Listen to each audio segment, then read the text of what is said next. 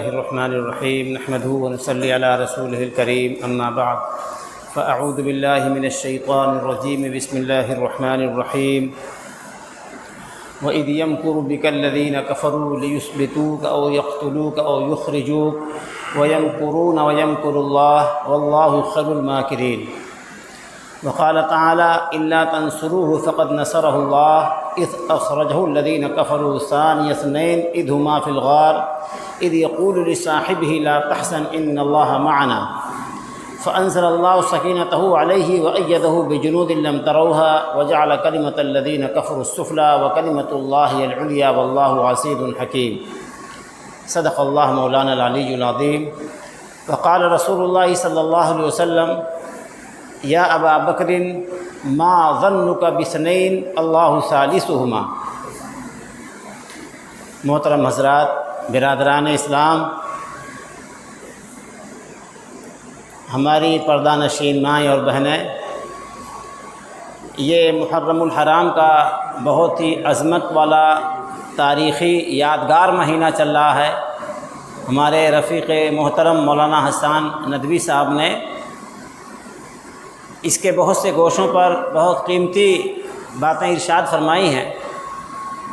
اسی مہینے میں امام الانبیاء سرور دو جہاں جناب محمد رسول اللہ صلی اللہ علیہ وسلم نے مکہ مکرمہ کا اپنا پیارا وطن چھوڑ کر مدینہ منورہ کی طرف ہجرت فرمائی۔ آپ کی ہجرت دنیا کی تاریخ کا ایک بہت عظیم واقعہ ہے۔ چنانچہ ہماری جو جنتری ہے، ہماری تقویم ہے، وہ اسی سے چلتی ہے۔ ایک واقعہ پیش آیا کہ حضرت ابو موسیٰ اشعری رضی اللہ تعالیٰ عنہ اور دیگر صحابہ کرام نے دارالخلافت میں مدینہ منورہ میں عمر فاروق رضی اللہ عنہ کو یہ مشورہ دیا کہ دارالخلافت سے، یعنی امیر المومنین کی طرف سے، جو حکمرانوں کے پاس، قاضیوں کے پاس، خلفاء کے پاس، گورنر حضرات کے پاس جو پیغام آتے ہیں، جو آرڈر آتے ہیں، جو خطوط آتے ہیں، ان پہ تاریخ نہیں ہوتی، اس لیے دشواری پیش آتی ہے۔ مان لیجئے آرڈر آیا فلاں چیز کا ریٹ اتنا رہے گا، پھر آرڈر آیا اتنا رہے گا، 400 روپے کنٹل، 500 روپے کنٹل۔ اب اس میں کون پہلے والا ہے، کون بعد والا ہے؟ فلاں کو گرفتار کیا جائے، فلاں کو رہا کر دیا جائے، اب کون آرڈر پہلے والا ہے، کون بعد والا ہے؟ دشواری ہوتی تھی۔ تو مشورہ ہوا کہ اپنی ایک تاریخ مقرر کر لی جائے۔ اب یہ ہوا کہ تاریخ کہاں سے اپنی رکھی جائے۔ ایک بڑا واقعہ، دنیا کی تاریخ میں بڑا واقعہ، امام الانبیاء شفیع المذنبین رحمۃ للعالمین جناب محمد رسول اللہ صلی اللہ علیہ وسلم کی پیدائش ہے۔ آپ کی تاریخ پیدائش سے اپنی تاریخ لی جائے، یا جب آپ کو 40 سال کی عمر میں نبوت ملی ہے، جب آپ نبی بنائے گئے ہیں، تو تاریخ نبوی جب آپ کو نبوت ملی ہے، پیغمبر بنائے گئے ہیں، وہ تاریخ لی جائے۔ عمر فاروق رضی اللہ تعالیٰ عنہ کی رائے ہوئی کہ یہ سب بڑے بڑے واقعات ہیں، لیکن اگر آپ دنیا کی تاریخ میں اور مسلمانوں کی تاریخ میں، اسلام کی تاریخ میں بدلاؤ دیکھتے ہیں تو وہ ہجرت سے شروع ہوا ہے۔ کس سے؟ ہجرت سے۔ ہجرت کے معنی چھوڑنا، ہجرت کے معنی چھوڑنا۔ ایک چیز اگر چھوٹے اور اس سے بہتر مل جائے تو انسان کو صدمہ نہیں ہوتا۔ اپنی پسند چھوٹ جائے اور اللہ کی رضا مل جائے تو یہ سودا بہت سستا ہے۔ یہ سودا کیا ہے؟ بہت سستا ہے۔ جہاں پیدا ہوئے تھے، جہاں جوان ہوئے تھے، جہاں کھیلے کودے تھے، جہاں بہت ساری یادیں جڑی ہوئی تھی، جو وطن بہت عزیز تھا، وہ پیارا وطن چھوٹ رہا ہے، لیکن اللہ کی رضا کے لیے چھوٹ رہا ہے، اللہ کی خوشی کے لیے چھوٹ رہا ہے، اللہ کو پانے کے لیے چھوٹ رہا ہے، اللہ کے راستے میں چھوٹ رہا ہے۔ تو پھر یہ کوئی، اس میں کوئی تکلیف یا اس میں کوئی آدمی کو پچھتانے یا حسرت کے کوئی موقع نہیں ہے، یہ بلکہ خوشی کا موقع ہے کہ اللہ نے ہمیں قبول کیا، اللہ نے ہمیں قبول کیا۔ اللہ تعالیٰ فرماتے ہیں والذین آمنوا وہاجروا وجاہدوا فی سبیل اللہ والذین آووا ونصروا اولئک هم المؤمنون حقا لهم مغفرۃ ورزق کریم۔ جنہوں نے ایمان اپنا مکمل کیا اور اللہ کے راستے میں ہجرت کیا، جہاد کیا، اور جنہوں نے آنے والے نئے مہمانوں کو ٹھکانہ دیا، یہ انصار ہو مہاجرین ہو سب اللہ کے وہاں بڑے رتبے والے ہیں، بڑے مقام والے ہیں، ان کے لیے اللہ کی طرف سے مغفرت کا وعدہ ہے۔ اب بتاؤ بھائی، اگر انسان اللہ کے ہاں سے بخشش کا پروانہ پا جائے، ایسے ہزاروں گھر چھوٹ جائیں، اگر یقین کامل ہے تو انسان کو اس پر خوشی ہوگی، انسان کو اس پر خوشی ہوگی۔ تو ہجرت کے معنی ہیں چھوڑنا۔ مکہ مکرمہ کا وطن چھوٹا اور مدینہ منورہ ایک پردیس تھا، ایک گاؤں تھا، ایک دیہات تھا، ایک معمولی بستی تھی، لیکن اسی معمولی بستی کو مدینہ منورہ بننا تھا، اللہ کے حبیب اور ایمان کی روشنی سے جگمگانا تھا۔ تو پھر یہ اللہ نے ہجرت کرائی۔ اگر بہت ترقی یافتہ علاقہ ہوتا تو ترقی یافتہ پہلے سے ہے، لیکن ایک اجڑا ہوا، ایک معمولی، ایک گمنام، ایک بے حیثیت مقام ہے، اور پھر دنیا کا سب سے معزز اور سب سے محبوب، سب سے پیارا علاقہ بن جائے، یہ کیا ہے؟ یہ کرامت ہے، یہ بڑائی ہے، یہ آپ کی عظمت ہے، یہ آپ کی عظمت ہے۔ تو مکہ مکرمہ چھوڑنا پڑا، کیوں؟ اللہ کے لیے۔ یہاں اللہ کا نام لینا، اللہ کے دین پر عمل کرنا، اللہ کے دین کی آزادی کے ساتھ تبلیغ کرنا، دعوت دینا مشکل ہو گیا تھا، مشکل ہو گیا تھا۔ لوگ اللہ کے نام پر، اللہ کے دین کے لیے مصیبت سہتے رہے، مار سہتے رہے، ہر طرح کی مشکلات سے گزرتے رہے، بائیکاٹ برداشت کیا، سب کچھ برداشت کیا، لیکن جب پانی سر سے اونچا ہو گیا تو اللہ کی طرف سے اجازت ملی کہ اب ایمان والے دھیرے دھیرے اس وطن کو چھوڑ دیں۔ لہذا ایمان والوں کو یہ سبق ملتا ہے کہ ہماری زندگی مقصود نہیں ہے، ہماری زندگی اللہ کے دین پر چلے یہ مقصود ہے۔ اگر کوئی وطن جہاں ہم پیدا ہوئے، جہاں ہم نے بچپن گزارے ہیں، جہاں ہماری نسلیں گزری ہیں، جہاں ہماری پیاری یادیں ہیں، اگر وہ وطن ایسا تنگ دلی کا مظاہرہ کرے، اگر ایسی درندگی کا مظاہرہ کرے کہ وہاں اللہ کے دین پر عمل کرنا اور آزادی کے ساتھ دین کی دعوت دینا، تبلیغ کرنا مشکل بنا دیا جائے، تو اس وطن کو خیر آباد کہا جائے گا، ایسے وطن کو خیر آباد کہا جائے گا۔ یہ اللہ کے حبیب کی سنت ہے ترک وطن سنت محبوب الہی، دے تو بھی نبوت کی صداقت پہ گواہی۔ یعنی اللہ کے حبیب کی یہ بھی سنت ہے، اور موقع آ جائے تو ایمان والا اپنے حبیب کی سنت کو زندہ کرے، اس کے لیے تیار رہنا چاہیے۔ اس کے لیے ہر ایمان والے کو تیار رہنا چاہیے کہ ہم اپنی جان مال، زمین جائیداد، رشتے ناتے، ہر چیز سے قیمتی اللہ پر ایمان اور اللہ کے تعلق کو سمجھتے ہیں، اور اس کے لیے ہر قربانی دینے کو تیار ہے، ہر قربانی دینے کو تیار ہے۔ تو ایمان والے مشکلات کی بھٹی میں تپتے رہے اور تمام تکلیفوں سے گزرتے رہے، لیکن اللہ کی طرف سے اب اجازت ملی کہ ایمان والے دھیرے دھیرے ہجرت کر جائیں۔ سب سے آخر میں اللہ کے حبیب اور کچھ صحابہ کرام رہ گئے تھے، انہوں نے ہجرت کیا ہے۔ ان دشمنوں نے دیکھا کہ مسلمان تو دھیرے دھیرے چلے جا رہے ہیں، ایسا نہ ہو کہ ہم یہاں دبا رہے ہیں، جہاں جائیں وہاں ابھر جائیں، جہاں جائیں وہاں ایک ان کی طاقت بن جائے، جہاں جائیں وہاں ہمارے لیے ایک چیلنج بن جائیں۔ اس لیے اب ان کو یہ بھی برداشت نہیں تھا کہ سکون کے ساتھ چلے جائیں، اب راستے میں رکاوٹ بنتے تھے، راستے میں چھیڑ چھاڑ کرتے تھے، راستے میں مار پیٹ کرتے تھے، گرفتار کرتے تھے، حملے کرتے تھے۔ یہ بھی ایک مصیبت تھی کہ نہ تو یہاں جینے دے رہے ہیں اور نہ جانے دے رہے ہیں۔ یہ ہوتا ہے کہ جب باطل کے پاس، اللہ کے دشمن کے پاس، انسانیت کے دشمن کے پاس جب طاقت ہوتی ہے تو وہ لوگوں کے لیے آفت ہوتی ہے، انسانیت کے لیے عذاب ہوتی ہے۔ اور جب یہی طاقت اللہ والوں کے پاس ہوتی ہے، انصاف پسندوں کے پاس ہوتی ہے، حق پسندوں کے پاس ہوتی ہے، اللہ کے نیک بندوں کے پاس ہوتی ہے، تو وہ اپنے لیے، اپنوں کے لیے اور سب کے لیے اللہ کی رحمت کا سایہ بنتے ہیں، اللہ کی رحمت کا سایہ بنتے ہیں۔ تو بھائیو، اب اجازت ملی تو بہت چھپ چھپا کے، بہت رازداری کے ساتھ آپ نے ہجرت کا پروگرام بنایا۔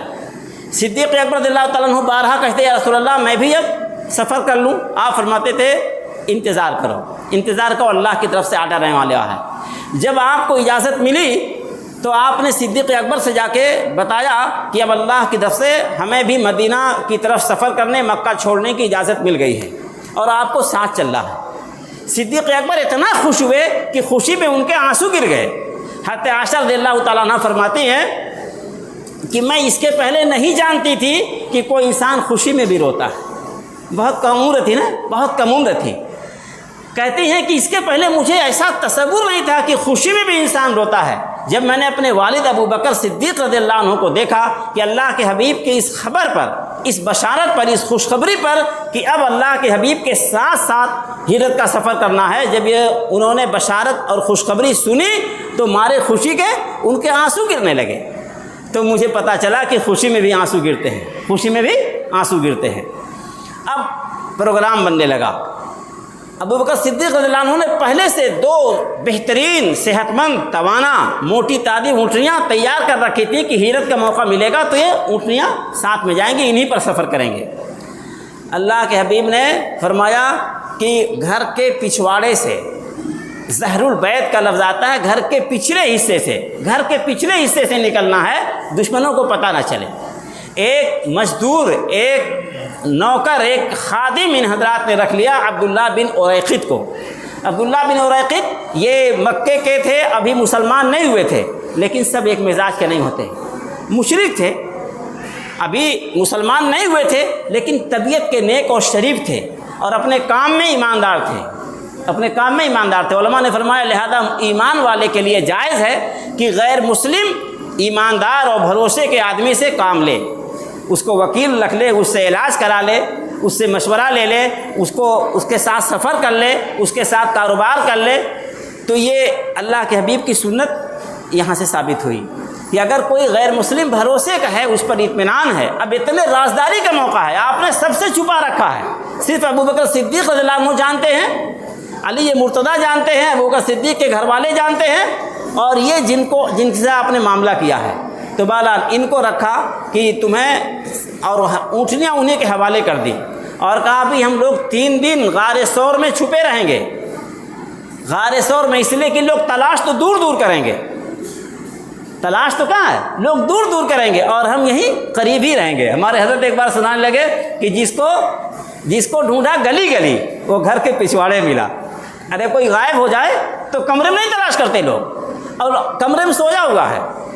ہمارے استاد تھے، گورینی میں پڑھاتے تھے، بڑے مارنے والے تھے، بڑے غصوری تھے، اتنا مارتے تھے کہ جوتا نکال کے بے گنے مار دیتے تھے، 20 جوتا مار دیتے تھے۔ تو ایک ہمارا ساتھی تھا سعود عالم، وہ نماز سے بہت بھاگنا چاہتا تھا، نماز سے بہت جی چراتا تھا۔ مولانا بھی بہت گرم تھا، وہ پہچانے رہتے تھے کہ یہ چور مزاج کا ہے۔ تو جسے بانس کی الگنی بنا دیتے ہیں نا رضائی ودائی کے لیے، رضائی کے لیے بانس کی الگنی بنا دیتے ہیں، اس نے کیا کیا کہ 1-2 رضائی اس پر تھی اور اسی الگنی پہ چڑھ کے اور رضائی کے نیچے ہو گیا۔ اب مولانا آئے اور اپنا ڈانٹ ڈپٹ کر کے چلا الا کے ڈنڈا بجا کے چلے گئے، اور وہ اسی کمرے میں الگنی پر رضائی کے نیچے بانس پہ جا کے سو گیا۔ تو تلاش کہاں ہوتی ہے، تلاش دور ہوتی ہے۔ تو آپ نے فرمایا کہ تلاش تو لوگ راستوں میں کریں گے، ادھر ادھر جنگلات میں کریں گے، ہم یہیں غار ثور میں 3 دن قیام کریں گے۔ 3 دن گزرنے کے بعد خاموشی سے ہمارے پاس اونٹنا لے آنا، ہم چلیں گے اور عام راستے سے نہیں جائیں گے، جو کم راستے چلتے ہیں، جہاں سے آنا جانا لوگوں کا کم ہوتا ہے، جس راستے سے لوگ کم واقف ہیں، اس راستے سے جائیں گے۔ یہ دیکھیے اللہ کے حبیب کی یہ سب سنتیں ہیں۔ انسان کو کیا ہوشیار ہونا چاہیے، دور اندیش ہونا چاہیے، اس کے کام منصوبوں کے ساتھ ہو، پلاننگ کے ساتھ ہو، تیاری کے ساتھ ہو، نظام کے ساتھ ہو۔ یہ سب اللہ کے حبیب کی سنتیں ہیں بھائیوں۔ تو آپ نے بلایا، پھر سفر شروع ہوا۔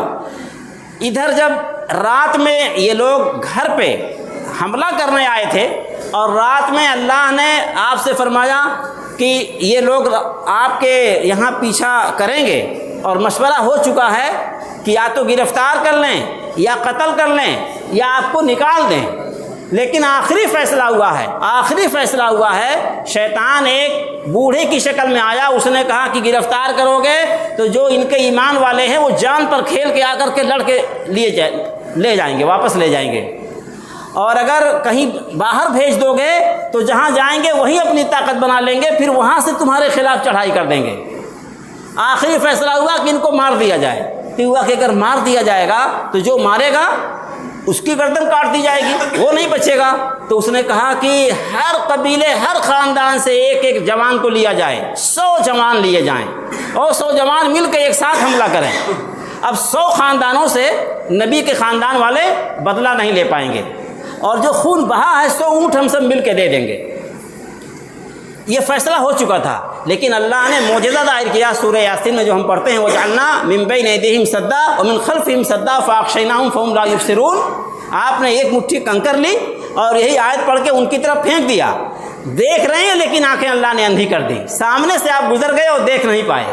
اللہ فرماتے ہیں وَجَعَلْنَا مِن بَيْنِ أَيْدِيهِمْ سَدًّا، ہم نے ان کی آنکھوں کے سامنے پردہ ڈال دیا، ان کے آگے پردہ ڈال دیا، ان کے سامنے پردہ ڈال دیا، ان کے پیچھے سے پردہ ڈال دیا۔ اب ان کو کہیں دائیں بائیں نظر نہیں آیا، ان کی آنکھیں کھلی ہیں، لا یبصرون، اور دیکھ نہیں رہے ہیں۔ اللہ تعالیٰ اپنی قدرت اس طرح دکھاتے ہیں، اپنی قدرت اللہ نے دکھائی اور آپ بچ کے نکل آئے۔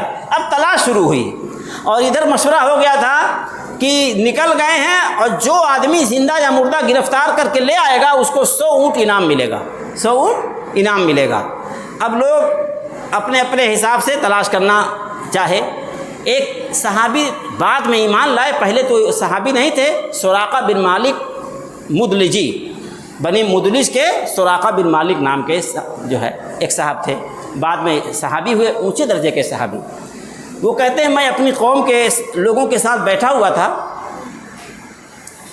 میں اپنی قوم کے لوگوں کے ساتھ بیٹھا ہوا تھا اور یہی سب تذکرے چل رہے تھے، تو ایک آدمی آیا، اس نے کہا کہ وہ ساحل کے راستے سے، یعنی ندی والے راستے سے کچھ لوگ گزر رہے تھے، میں نے کچھ سائے دیکھے ہیں، یعنی کچھ پرچھائیاں دیکھی ہیں، مجھے لگ رہا وہی محمد صاحب ہیں، ان کے ساتھی لوگ ہیں۔ حضرت سراقہ کہتے ہیں مجھے اندازہ ہو گیا کہ ہاں وہی لوگ ہیں، لیکن ان کی نیت تھی کہ میں پیچھا کروں گا، انعام میں حاصل کروں گا، اس لیے انہوں نے بات بدل دیا، کہا نہیں، ارے ابھی ہمارے سامنے سے فلاں فلاں گئے ہیں، جھوٹ بات بنا لیا، ابھی ہمارے سامنے سے فلاں فلاں گئے ہیں، وہ وہی ہیں، تمہیں دھوکہ لگ رہا ہے۔ اس کے بعد کچھ دیر انجان بن کے چپ بیٹھے رہے، اور پھر دھیرے سے اٹھ کے گھر گئے، اپنی باندی سے کہا کہ دیکھو ہماری جو گھوڑی ہے، اونٹنی ہے، اس کو تم گھر کے پچھواڑے سے فلاں جگہ لے آؤ، ہم وہیں چلتے ہیں۔ اور اپنا ہتھیار لیا، نیزہ وزا لیا اور چپکے سے نکل گئے، اور اس کے بعد بہت بچ بچاؤ کے ساتھ بہت تیز انہوں نے پیچھا کیا، چونکہ راستہ معلوم ہو گیا تھا، پیچھا کیا اور قریب پہنچ گئے۔ یہ بھائیوں، کسی نے کہا ذکر حبیب کم نہیں وصل حبیب سے، کہ اپنے محبوب پیغمبر کا تذکرہ گویا کہ ایک طرح سے آپ کی ملاقات ہے، ہم اپنی ان آنکھوں سے یاد کی، تصور کی آنکھوں سے دیکھ رہے ہیں کہ آپ نے ہمارے لیے، امت کے لیے کیا کیا، کس طرح آپ نے اپنا پیارا وطن چھوڑا ہے۔ جب آپ مکے سے نکل رہے تھے تو آنسو آپ کے گر رہے تھے، اور آپ نے فرمایا انکی لخیر ارض اللہ واحب ارض اللہ الی اللہ، تم مجھے بھی بہت زیادہ پسند ہو اور اللہ کو بھی بہت پسند ہو، اور اگر قوم مجبور نہ کرتی تو میں نہ چھوڑتا، میں مکے کو نہ چھوڑتا۔ تو بہرحال آپ نکلے اور پیچھا کرتے کرتے سراقہ قریب پہنچ گئے۔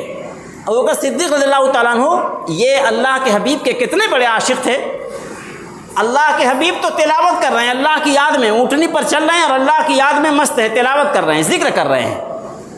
بات سمجھ رہے ہیں بھائی؟ یہ بھی ایک سنت ہے کہ ہم جب سفر کریں، گاڑی پر ہوں، سواری پر ہوں، تو اللہ اللہ کرتے چلیں، ورنہ شیطان ادھر ادھر خیالات بہکائے گا، اور جہاں جہاں سے گزریں گے انشاءاللہ وہ زمین، وہ جگہیں، وہ فضائیں کل قیامت میں محشر میں گواہی دیں گی نا۔ کسان جب کھیت میں کام کریں تو وہ اللہ اللہ کرتے رہیں، ہماری ماں بہنیں کھانا پکائیں، گھر میں جھاڑو دیں اور کام کرتی رہیں، اللہ اللہ کرتی رہیں۔ اللہ کے حبیب اپنا وطن چھوڑ کے، اہل و عیال کہاں ہیں، امت آپ کی کہاں ہے، صحابہ کرام کہاں ہیں، اور کس عالم میں جا رہے ہیں، اور اللہ کے لیے وطن چھوڑ رہے ہیں، اور راستے میں بھی جان لیوا حملے کا پورا خطرہ ہے، پھر بھی اللہ اللہ کر رہے ہیں۔ تو آپ تو بالکل اللہ کی یاد میں مگن تھے، آپ کو کوئی پرواہ نہیں تھی، کیوں؟ اس لیے کہ آپ کو یقین تھا کہ اللہ ہماری حفاظت کریں گے۔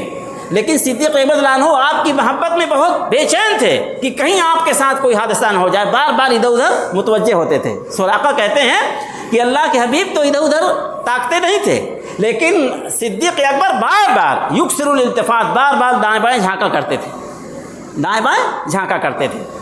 تو حضرت صدیق اکبر نے کہا رسول اللہ یہ کوئی شہسوار ہے جو بالکل پیچھے قریب آ گیا ہے۔ آپ نے فرمایا گھبراؤ نہیں، آپ نے بد دعا فرما دیا، اللہم سرعہ فسرعہ الفرس، یا اللہ اس سوار کو، آنے والے پیچھا کرنے والے کو یا اللہ گرا دیجئے۔ تو گھوڑے نے گرا دیا، جس گھوڑے پہ سوار ہو کے پیچھا کر رہے تھے، بجائے پہنچانے کے گھوڑے نے کیا گرا دیا۔ اب یہ لوگ پرانے دور کے تھے، زمانے جاہلیت کے تھے، یہ تیروں سے فال نکالتے تھے، جیسے پہ لوگ تاش کھیلتے تھے، اسے ملا کر کے تب بانٹتے تھے نا، ایسے تیروں کو یہ گھما گھما کر کے پھر ایک تیر اٹھاتے تھے اور اس سے اشارہ لیتے تھے کہ جو ہم کام کر رہے ہیں یہ شبھ ہوگا کہ اشبھ ہوگا، بابرکت ہوگا کہ منحوس ہوگا۔ تو انہوں نے جو ہے گرنے کے بعد اپنا جھولا اٹھایا، ترکش جس کو کہتے تھے، تیر نکالا اور اس سے اندازہ کیا تو پتہ چلا نا کام تو نہیں ہوگا، کام نہیں ہوگا، میں نقصان نہیں پہنچا پاؤں گا، اور جو میں نہیں چاہتا وہ ہونے والا ہے، جو میں نہیں چاہتا وہ ہونے والا ہے۔ یہاں کے لوگوں نے بتایا تھا 2021 کے بعد اب آپ کی چاہت نہیں پوری ہونے والی ہے، اللہ کرے وہی سچ ہو۔ تو سراقہ نے کہا میں نے جو تیر نکالا مجھے لگا کہ میری منشا نہیں پوری ہوگی، لیکن لالچ میں 100 اونٹ کا لالچ، جیسے کوئی 100 کاروں کا لالچ دے دے آج کے زمانے میں، کہا کہ ارے کبھی کبھی گڑبڑ بھی ہو جاتا ہے، چلیے پھر سے دیکھتے ہیں۔ جب پھر تیز چلے اور ایک دم قریب پہنچ گئے تو اب کی بار اللہ کے حبیب کا دوسرا معجزہ ظاہر ہوا کہ گھوڑے کے اگلے دونوں پیر زمین میں دھنس گئے، اتنا دھنس گئے کہ اس کا سینہ زمین سے آ لگا، زمین سے کے قریب ہو گیا۔ اب انہیں یقین ہو گیا کہ غیبی طاقت، اللہ کی قدرت، اللہ کی مدد، اللہ کی حفاظت ان کے ساتھ ہے، میں ان کا کچھ نہیں بگاڑ پاؤں گا، اور یہ تمام حادثات، آفات، بلاؤں سے گزر کر ایک دن یہ طاقتور بن جائیں گے، مضبوط ہو جائیں گے، ایک دن ان کا سکہ چلے گا، ان کا سورج چمکے گا، ایک دن ہمیں ان کے سامنے چھوٹا بن کے، مجرم بن کے حاضر ہونا پڑے گا۔ اس زمانے کے لوگ کتنے دور اندیش تھے، ابھی کافر ہیں یہ، ابھی ایمان والے نہیں ہیں، لیکن 2 معجزے دیکھے، اللہ کے حبیب پر اللہ کی مہربانی دیکھی، دل نے گواہی دے دیا کہ یہ صاحب فنا ہونے والے نہیں ہیں، یہ صاحب فنا ہونے والے نہیں ہیں، قدرت ان کی حفاظت کر رہی ہے۔ انہوں نے کہا کہ اب مجھے دعا دے دیجئے، اب مجھے بچا لیجئے، اب مجھے امن دے دیجئے۔ آپ نے دعا دے دیا۔ اس کے بعد گھوڑا اٹھا، گھوڑا نکلا، لیکن جب نکلا تو جب پاؤں اس کے زمین سے نکلے تو ایسا غبار اڑا کہ پورے جیسے فضا میں پھیل گیا، آسمان تک غبار ہی غبار۔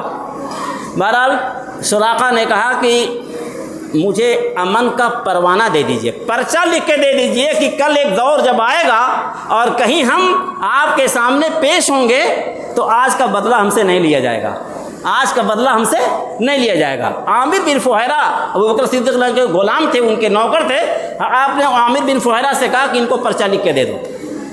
پرچہ لکھ کے دے دیا گیا، پرچہ لکھ کے دے دیا گیا، اور یہ واپس آ گئے۔ انہوں نے کہا اچھا حضور، یہ جو ہم اپنے ساتھ کھانے پینے کا سامان لیے ہوئے ہیں اور سامان سفر لیے ہوئے ہیں، یہ سب آپ لوگ قبول فرما لیجیے، آپ کے کام آئے گا، لمبا سفر۔ آپ نے فرمایا کچھ نہیں، جاؤ تم امن سے رہو، ایک کام کرنا، اخفی عنا، ہمارے بارے میں کسی کو بتانا مت، ہماری خبر اور ہماری پوزیشن اور ہمارا سفر، ہمارا راستہ یہ چھپا لینا، کسی کو آگاہ مت کرنا، کوئی آ رہا ہوگا تو اس کو گھما دینا۔ اب کوئی راستے ملتا اور پوچھتا تو کہتا ارے بھائی تم تو جانتے ہو میں کتنا بڑا شہسوار ہوں اور راستے کا کتنا جانکار ہوں، چھان مارا میں نے، کہیں کوئی سراغ نہیں لگا۔ علماء فرماتے ہیں کہ سراقہ نے کفر کے زمانے میں اس وقت جو وعدہ کیا تھا اسے پورا کیا، کسی کو خبر نہیں لگنے دیا، اور کوئی پوچھنے والا سامنے آتا تو کیا فرماتے کہ ارے بھائی ان کی گرد نہیں کہیں مل رہی ہے، کہیں کوئی سراغ نہیں ہے، جاؤ اپنے گھر رہو، کچھ ہونے والے جانے والا نہیں ہے۔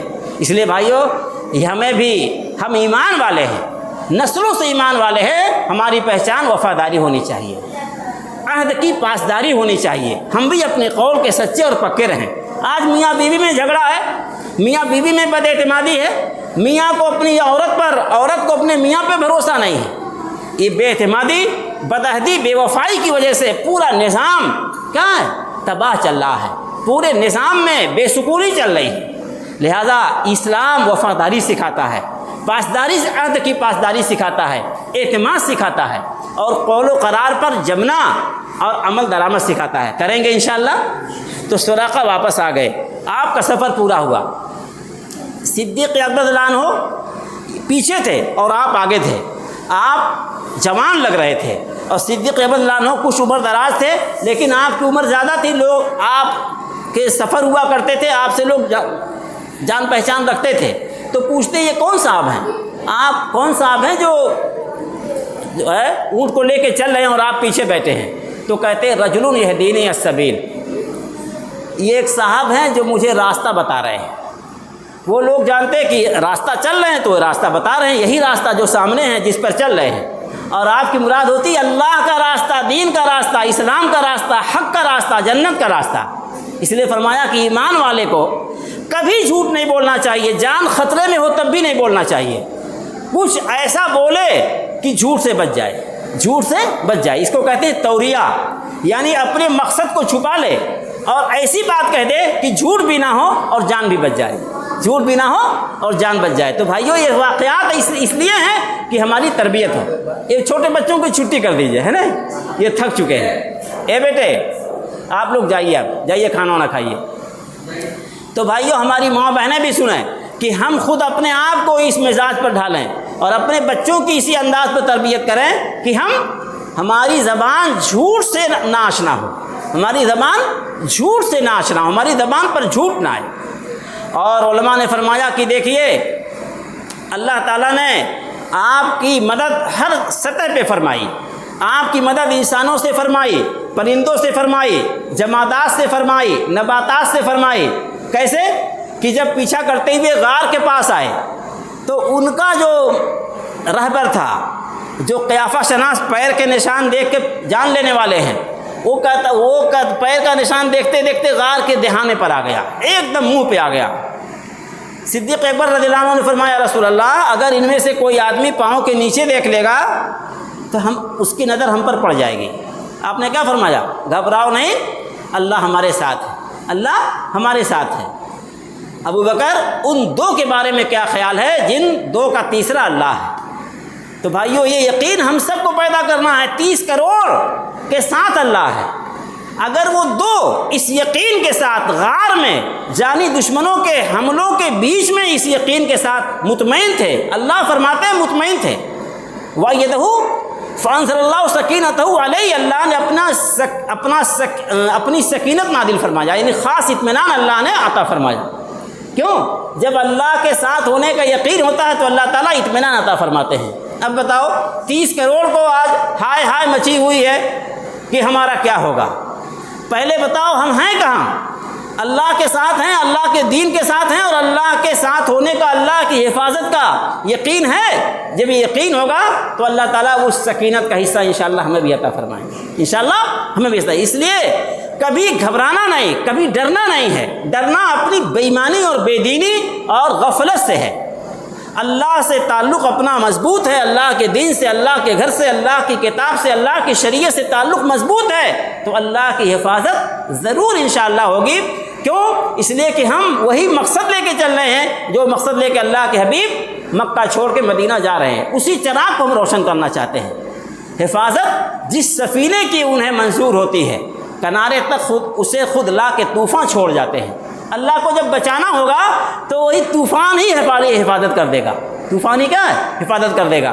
تو آپ چل رہے ہیں اور لوگ پوچھ رہے ہیں کہ یہ کون صاحب ہیں؟ صدیق اکبر کیا فرماتے ہیں کہ ایک صاحب راستہ بتا رہے ہیں. کون؟ دین کا راستہ، حق کا راستہ.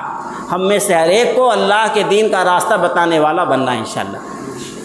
کیا؟ اپنے بچوں کو سچائی کا راستہ بتائیے، ایمانداری کا راستہ بتائیے، شرافت کا راستہ بتائیے، حق پسندی کا راستہ بتائیے، ایمانداری کا راستہ بتائیے، اور ہر گناہ سے، ہر جرم سے، ہر گندگی سے بچانے کا راستہ بتائیے. یہ تربیت بچپن سے ہوتی ہے. تربیت کیا؟ بچپن سے ہوتی ہے. تو علماء نے فرمایا کہ آپ کی حفاظت اللہ نے ہر زاویے سے کی. کہ صدیق اکبر ساتھ ہیں اور صدیق اکبر کے ایک بیٹے عبداللہ بن ابو بکر ہیں. عبداللہ ان کی بہن حضرت اسماء ہیں، ایک غلام عامر بن فہرہ ہیں. ان لوگوں کی ڈیوٹی تھی کہ تم لوگ اپنا چلنا ایسا انجان بن کے چلا کرو پھرا کرو، بکری چراؤ، سامان لو، گھر آؤ جاؤ اور پتہ لگاؤ کیا میٹنگ چل رہی ہے، کیا پروگرام بن رہا ہے، دھیرے سے آ کے غار ثور میں خبر پہنچا دو۔ عبداللہ بن اریقط وہ اپنے کام میں لگے ہوئے ہیں۔ جس غار میں گھسے تھے اس میں صرف لیٹ کے سرکنے کی جگہ تھی، کھڑے ہونے کی جگہ نہیں تھی۔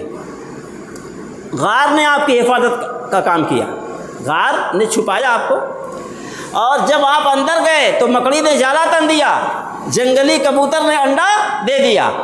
اب جب وہ ان کا رہبر بتا رہا ہے کہ اسی غار میں ہیں، نشانات بتا رہے ہیں، وہ ناراض ہو گئے کہ کمبخت تیرا دماغ سڑ گیا ہے، ارے محمد پیدا نہیں ہوئے تھے تب کا یہ غار ہے، اور یہ جالا اور یہ مکڑی اور یہ جو کبوتر کا انڈا بتا رہا کہ مدتوں سے یہاں کوئی گزرا نہیں ہے، چل یہاں سے آگے۔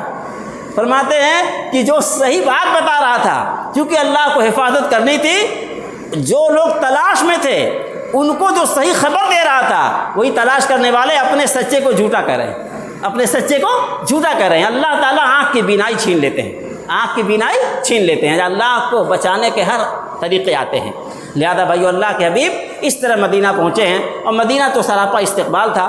جب آپ مدینہ پہنچے ہیں تو جو لوگ یہاں سے جا رہے تھے ان کے لیے تو مدینہ بالکل کہاں ہے، اجنبی جگہ تھی، وہاں نہ گھر ہے نہ در ہے، نہ اپنے لوگ ہیں نہ کوئی انتظام ہے، لیکن آپ نے 90 حضرات تھے، 45 مہاجرین اور 45 انصار، ایک مہاجر اور ایک انصاری میں آپ نے مواخات قائم کیا، یعنی ایک مہاجر اور ایک انصاری کو، ایک مکہ سے ہجرت کرنے والے، سب کچھ چھوڑ کے آنے والے، اور ایک انصاری صحابی کو کہتے آپ بھائی بھائی ہیں، بھائی بھائی ہیں۔ اب یہ بھائی بن گئے، بھائی ایسے بن گئے کہ اگر ایک مریں گے تو دوسرے ان کے وارث ہوں گے، باقاعدہ وراثت تک جاری ہوگی، باقاعدہ وراثت تک جاری ہوگی۔ جب آیت نازل ہوئی وَأُولُو الْأَرْحَامِ بَعْضُهُمْ أَوْلَىٰ بِبَعْضٍ فِي کتاب اللہ، کہ رشتہ دار ایک دوسرے کے وراثت میں زیادہ حقدار ہیں، تب یہ پھر حکم منسوخ ہوا۔ بہرحال حضرت سعد ابن الربیع اور عبد الرحمن بن عوف رضی اللہ عنہما میں آپ نے مواخات قائم فرما دی۔ عبد الرحمن بن عوف مہاجر ہیں، سعد ابن الربیع یہ انصاری ہیں۔ حضرت سعد ابن الربیع کہتے ہیں کہ میں اپنے انصار میں سب سے مالدار تھا، میں نے ان سے کہا کہ آدھا مال آپ کا آدھا میرا، اور میرے 2 بیویاں ہیں، جو بیوی آپ کو زیادہ پسند ہو وہ آپ بتا دیں، میں اسے طلاق دے دوں گا، عدت کے بعد آپ سے نکاح ہو جائے گا۔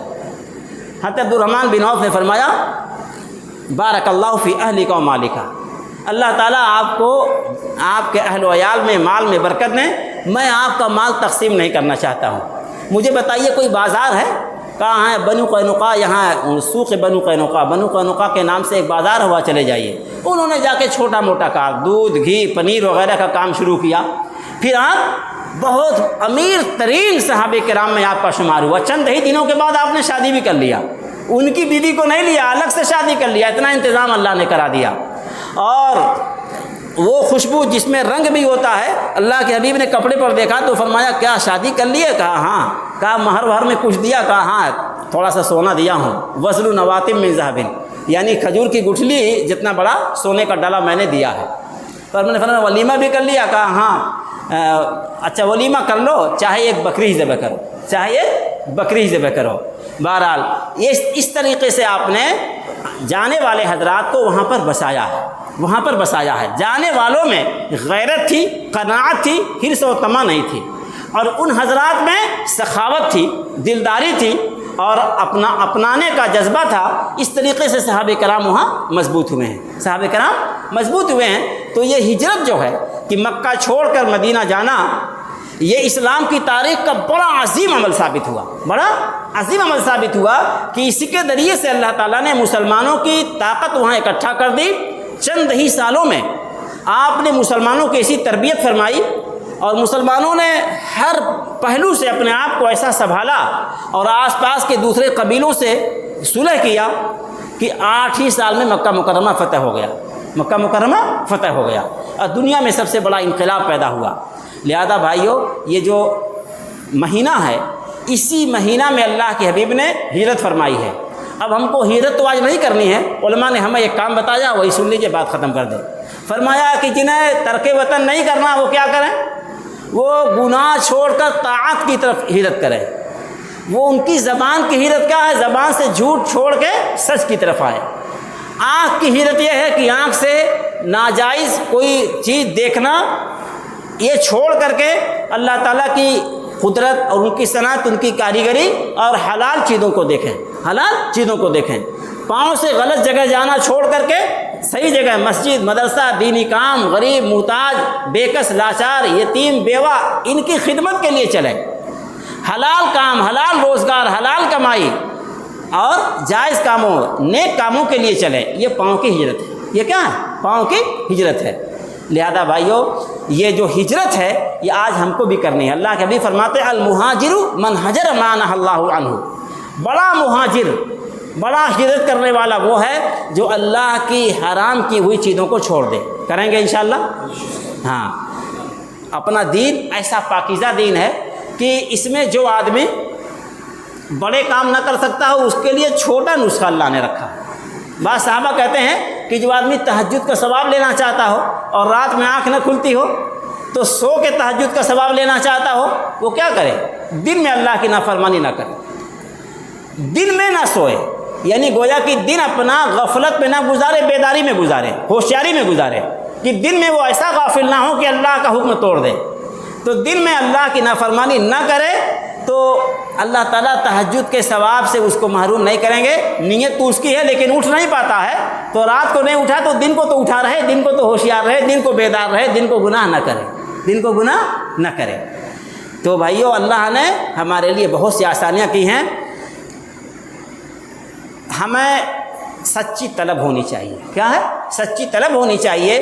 تو آج ہم اس مہینے میں اللہ کے حبیب جناب محمد رسول اللہ صلی اللہ علیہ وسلم کی، صحابہ کرام کی، صدیق اکبر کی ہجرت کو یاد کر کے اللہ کی بارگاہ میں اپنے اعمال کی قبولیت کا وسیلہ پیش کر کے اللہ سے دعا کریں اور اپنی زندگی کو ان مقاصد کو سامنے رکھ کے گزاریں جن مقاصد کے تحت اللہ کے حبیب نے ہجرت فرمائی تھی، کہ دین محفوظ ہو، دین ترقی کرے، دین باقی رہے، دین زندہ رہے، قیامت تک کے آنے والے انسانوں تک دین پوری تفصیل کے ساتھ، پوری خوبیوں کے ساتھ دین پہنچے۔ تو بھائیو، اتنی قربانیوں کے بعد دین پہنچا ہے، اب ہم اس دین کی انشاءاللہ قدر کریں گے، اس دین کی قدر کریں گے، اور اس دین کی ایسی قدر کریں گے کہ یہ دین ہماری زندگی کی پہچان بن جائے اور ہماری نسلوں تک پہنچے اور اللہ کے ان بندوں تک بھی پہنچے جن بندوں تک ابھی تک ہم پہنچا نہیں سکے ہیں، اور ان کا حق ہے۔ اللہ تعالی ہم سب کے اکٹھا ہونے کو، کہنے سننے کو قبول فرمائے۔